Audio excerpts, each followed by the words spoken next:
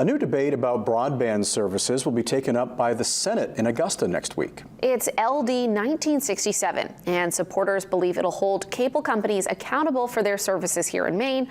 But will it affect consumers? Sierra Whaley has more.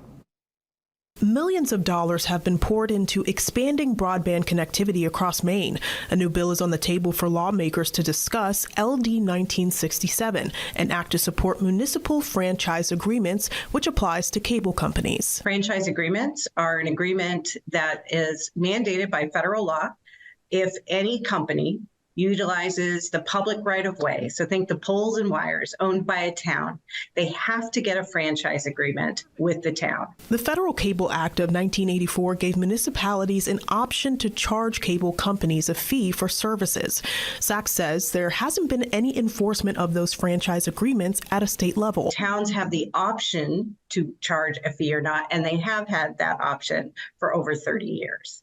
What this bill does is just updates our Maine statutes. It provides some consumer protections for cable subscribers, and it also provides a dispute resolution process at no cost to Maine consumers. The president and CEO of the Maine State Chamber of Commerce disagrees, saying the bill requires video service providers to fund technology and infrastructure costs, which could add to streaming costs for Mainers. Our position is, one, we got to be careful with fees to begin with.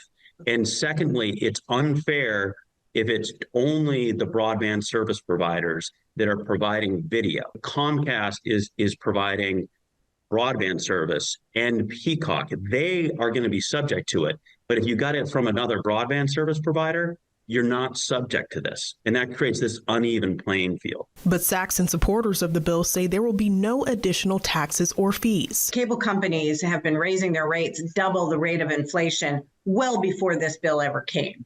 They might choose to blame it on this, but there is nothing in this bill that increases taxes and fees. Nothing. Sierra Whaley, WABI TV5 News, Bangor. The bill is scheduled to be voted on in the Senate on Tuesday.